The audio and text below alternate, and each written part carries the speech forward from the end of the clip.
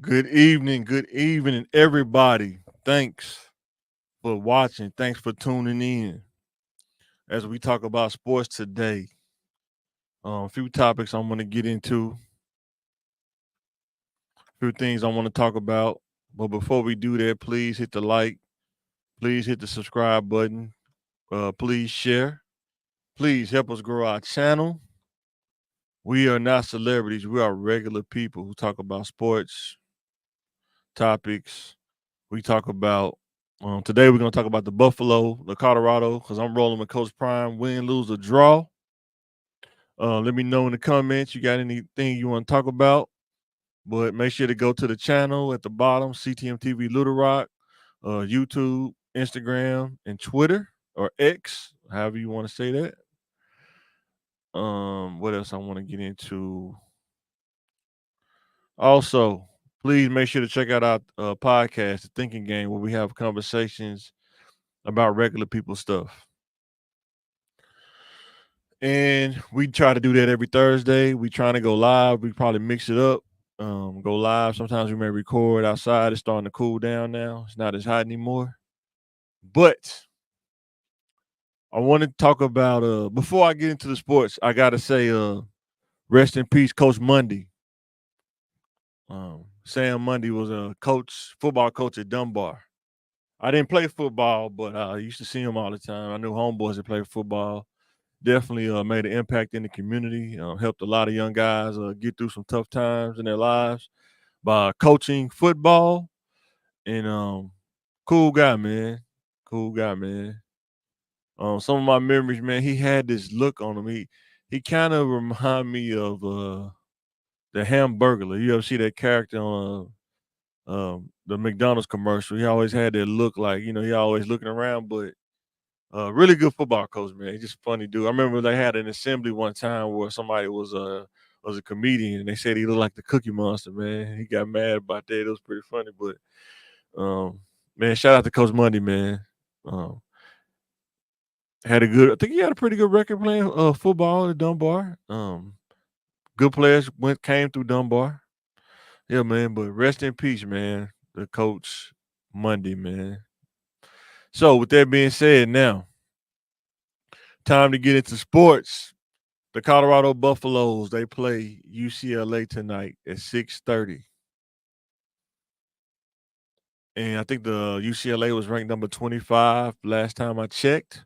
So that means they just in the top 25, man, like they just blazing good. However, the thing to see is how do the players bounce back from a game against Stanford? They let Stanford come back and win that game. How do they bounce back with the adversity? Offensive line don't get better until he get more recruits in there. Uh, is the secondary going to respond better? Travis Hunter's back now. His second game back. Think he'll be a little bit better in shape now. Hope they kind of figure out the snaps and stuff like that. But we'll see. How is the corners and safeties? I'm saying that's going to be the most important part to watch. The secondary, are they going to step up? The linebackers, can they stop the run game? Can they clog the lanes up? Can they clog the gaps up and stop the rain? Because the D line, they getting sacks. I mean, even if they can dominate, but they're getting sacked. But those linebackers are going to have to either cover better or clog their lane up and stop the run. They got to shut something down. And Shiloh, can he really step it up on the tackling game and safety? He really got to uh, be more balanced with his coverage versus being down in the box. Because a couple of times he got caught sneaking down in that box, and something got behind him. So something to think about. There's some things they're gonna work on. Are they gonna be ready for this game? I like what Coach Prime doing so far with the team, man. I mean, he pretty much turned that whole team, the culture of Colorado around. Period. I don't care what nobody says. People gonna say certain things. Especially when you losing. You knew it was coming when he started losing. Everybody gonna have something to say. But overall, I think he's doing a good job for where for what he have. But let's just know the Maserati is coming. He building it right now, and I'm telling you, when that Maserati, when he start that bad boy up, hit that push button start, and start it up, it ain't gonna be nothing nobody can do. So just know it's coming. They got some early recruits. They got like a guy from Georgia, 6'5", 2 something, quarterback. To take over when Shador leave. You're like he's pretty good.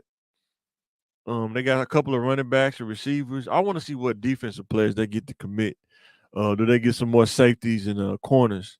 Because I'm telling you, safeties and corners in college and the NFL are some of the most slept on positions. If you don't have safeties and corners, you should shout that from Tyreek Hill.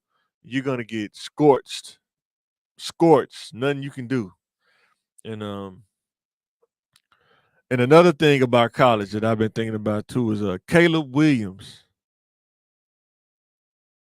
He wants partial ownership of any NFL team that drafts him if he go pro. I think he may make more money staying in NIL money than he probably would as a rookie. But asking for partial ownership, I don't think Caleb is that good. And even if he was to get asked for partial ownership, I mean, you got to be like transcending good. Like if Bo Jackson would have asked for partial ownership, that would have been a plausible thing. Cause that's Bo Jackson. That dude was like unreal, and he was a running back. But Caleb, man, I don't know if he's that good where he can get asked for partial ownership as negotiating chip. He good, but he not great. But you know, but some people do. They feel like they're great enough. But I don't think he's that great, in my opinion. I think he's good, but I don't think he's great. Like he's transcending talent or something like that. But let me know in the comments what you think about Caleb for USC asking for ownership if a team drafts him or not. I just don't think he that good. Even if he was, they're not gonna give you no ownership. I don't even think you can own a piece of the team and play at the same time because that's a conflict of interest from a business standpoint. So I don't know if that'll work. But and then if they do that, what's gonna stop other players from doing that? So because most corporate places, CEOs, they don't give them sometimes they don't give them the high salary. They give them equity in the team and stakes and stock, and then pay them a somewhat of a salary. Then they based on the valuation of the company, that's where they get a lot of their money from. But they're not gonna do that with NFL players though. NFL owners don't do stuff like that. They just gonna pay you and keep you as a player, and that's kind of how it goes. You know what I'm saying? Maybe he may change the game, but I doubt it. So, but back to the Buffaloes, like I say, I really think in the next 2 years he gonna start bringing in the talent. We're gonna start seeing a different Colorado team. But for this year, I think he did a great job. And I think they're gonna beat UCLA. I think they're gonna beat UCLA. I think they're gonna respond this game. At least I hope they do. I've seen a lot of players kind of lose their cool or kind of lose their bearings. And sometimes when you in this part of the season, when you like halfway, a little over halfway, um, wait a minute, do they play today or they got a bye week this week? Wait a minute. I think they're back. They may not, they may play next week. I'm tripping. Let me make sure. Let me get my facts straight.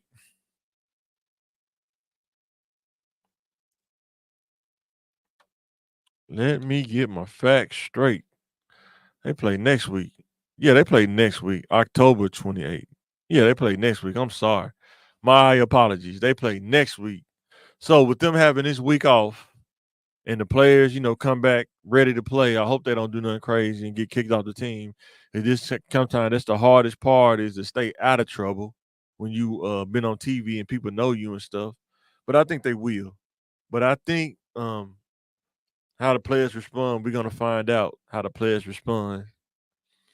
And it's going to show us a lot about players overcoming adversity because when you play midway, kind of after midway of the season, your body's hurting, muscles are aching, things are sore. You may not be injured, but you just sore. Um, it just shows a lot. It separates the men from the boys, pretty much. So, with that being said, we're gonna go over to the NBA now, and I don't know if you've been watching the preseason, but I've been seeing a couple games. And I want to say, will the Lakers, how the Lakers looking to you? Let me know in the comments how the Lakers looking. Because I know it's the preseason. But AD Anthony Davis is looking really good right now. Let me know in the comments what you think about that.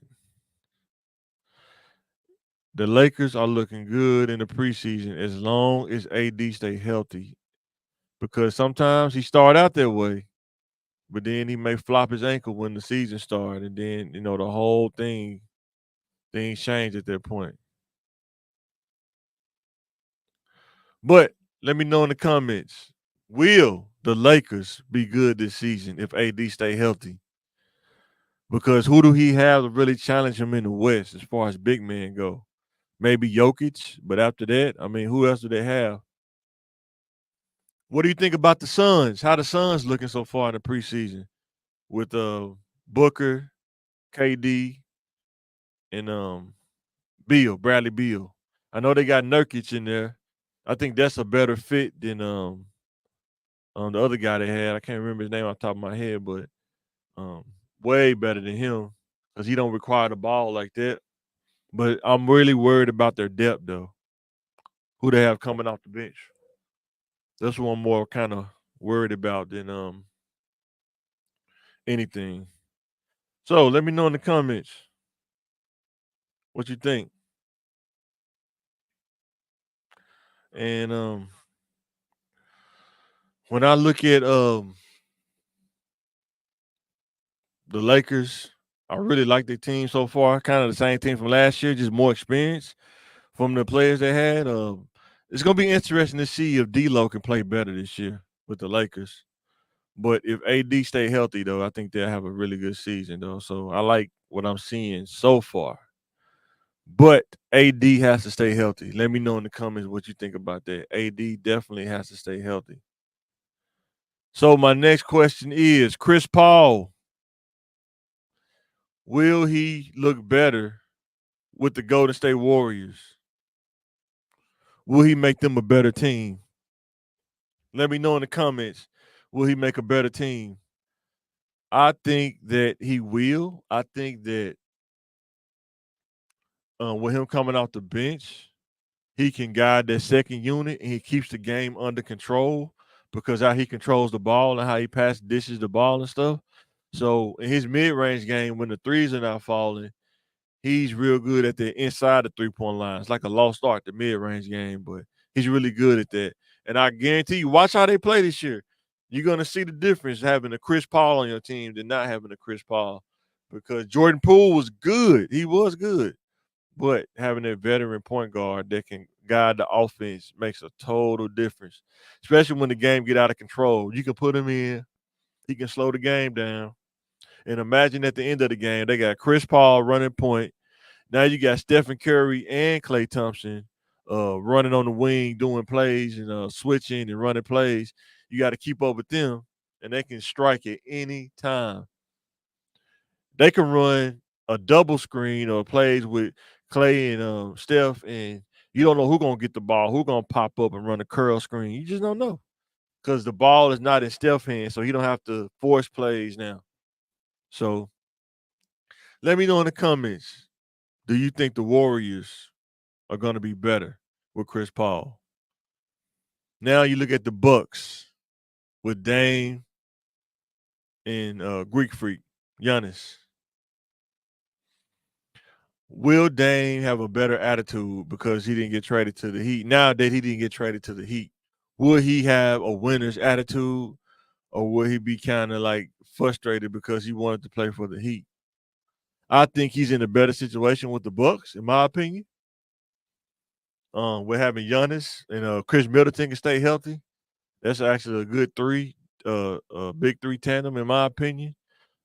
And I think with Giannis, if he can develop any kind of post game, it would just free up everybody on the wing because you got to pay attention to him when he get the ball on the block, if he decides to do that. But I think Giannis and Dame is a really good duo. Though that's gonna be hard to beat. I mean, they may be a regular season. They might just watch everybody in the regular season. They may lose maybe like 25 games or something, maybe 20 games, something like that. It may be like what 60. I may win by 60 games this year, something like that. 55, 60 games, easy. Playoffs is gonna see where you can really tell, the good from the bad. You're gonna be able to tell. But I definitely think that's gonna be a great duo. Let me know in the comments what you think about Dame and Greek Freak. Also, hit the like button, hit the subscribe button. Please help us grow our channel, CTM Town, CTM TV. Regular people making regular content. We talk about these things. We're not celebrities. So also the Celtics. Now they got the unicorn. What's my guy name? They got the unicorn and they got Drew Holiday now. And they got Brown and Tatum. And they still got Al Horford. What do you think about the Celtics? I think the Celtics are still gonna be like that team that's always winning in the regular season. The playoffs is gonna show, how good they are. What are they doing? But definitely think look at their roster real quick. I definitely think the Celtics are gonna be good. And once again, I don't know why I didn't look at the schedule. I thought they was playing tonight, but they playing next week, the Colorado. So excuse my misinformation on that. They'll be playing the 28th. It's a bye week for them. But they have Jason Tatum, Drew Holiday, Kristaps Porzingis, Jaylen Brown, and maybe Al Horford at the 4. I mean at the 5. So just having Drew Holiday at point guard, Jason Tatum, and Jaylen Brown, those 3 guys, your wing is crazy. And having a big point guard now for defense wise is gonna change the game for the Celtics. I guarantee you it will. And he's more of an efficient scorer. He's not like a high volume scorer like Tatum. He's more an efficient scorer. But having that defensive point guard that can score though and can get to the rim and not flop. Like Marcus Smart was good, but he wasn't Drew Holiday good though. But let me know in the comments though what you think about Drew Holiday being on the Celtics. Let me know when you go back and watch this. And I also thank everybody for watching this, even after it's posted. They're watching it live. They're supporting on Facebook, YouTube, and hopefully it's working right on Instagram. Let me find out if it's working right on Instagram. I appreciate all the subscribers. I appreciate all the supporters. I appreciate that very much. And also, I gotta say, go watch the Thinking Game podcast that me and my boy Jay make, where we talk about life content, things that people don't really get a chance to talk about, or everyday working people kind of content. So make sure to go check that out. Also, another thing is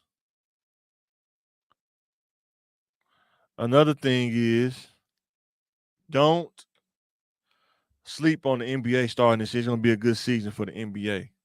Before I get into that, who do we think right now is the best team in the NFL right now? Because a couple of teams lost a couple games. I know Eagles lost a game. San Francisco lost a game. It was like the undefeated teams. And somebody else lost a game. And Miami, I'm telling you right now, Tyreek Hill probably right now is the best receiver right now in the game, hands down. Nobody even close. Um, Love to see how his season progress. They keeping Tua healthy. They giving him enough time to throw the ball. And man, you're seeing a great offensive showing this season from Miami. Great turnaround from last year. Great turnaround. Hats off to those guys. But they got to play the Bills. The Bills beat them early in the season. We're gonna see if they can be able to. The Bills can beat them again. Because Tyreek Hill had a great game. I think it was against the Panthers. He torched those guys. But the Bills have a better defensive front than the Panthers do, and we're gonna see if my guy named to play for the Bills, the quarterback, if he can really get that mojo back. It seemed like he kind of lost a little mojo, but we're gonna find out if Josh Allen can get that mojo back. If he can get that I think sometimes when the pressure mounts up when everybody got you on the radar, and now he's on the radar, it seems like the pressure is kind of weird. He's not playing the same. But we'll see. We'll see if he can step it up. We'll see if he can step it up. I think the Niners. The Niners are fine. The 49ers, I think they're fine. I think that, Kyle Purdy is not gonna be like Joe Montana or something like that. He's a Mike Shanahan system. All they need you to do is run the bootleg and run the play action. That's all they need you to do. They don't need you to do anything else. And if you keep doing that, they're gonna win games. And sometimes you just lose some. You can't go under. It's really hard to go undefeated in the NFL. Period. So, but definitely make sure to keep your eye on that. And the Eagles, I think the Eagles are doing fine as well. I think they're still leading the NFC, if I'm not mistaken.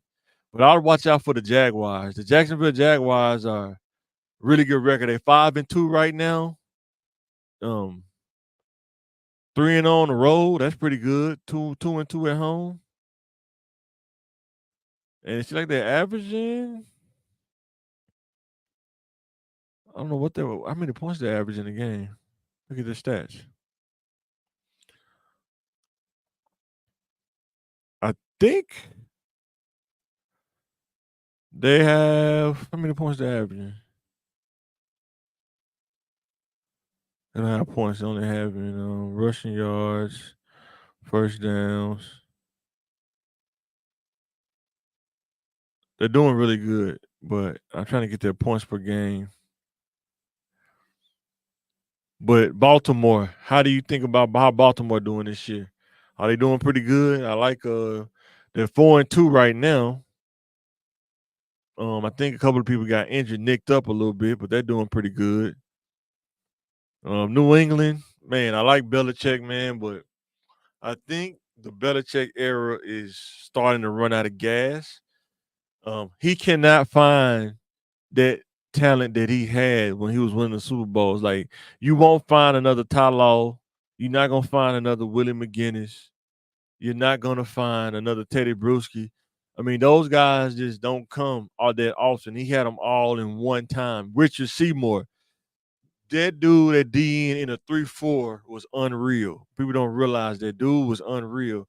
But you're not gonna find another guy like that. But please, Instagram, YouTube, please make sure to hit the subscribe button. Make sure to hit the like button if you go back and watch this in live. Make sure you show us some love. Help us grow our channel. Make sure to watch the Thinking Game podcast. I'm about to get ready and sign out. I just wanted to come by and drop a sports show today. Try to come back on and make some more content later on if I get time today. But guys, let me know. Thanks for watching. Hit me with the comments. Let you know about the sports show, things you want to hear me talk about. Definitely love to get some engagement. But with that being said, thanks for watching CTM Sports, and I am signing out.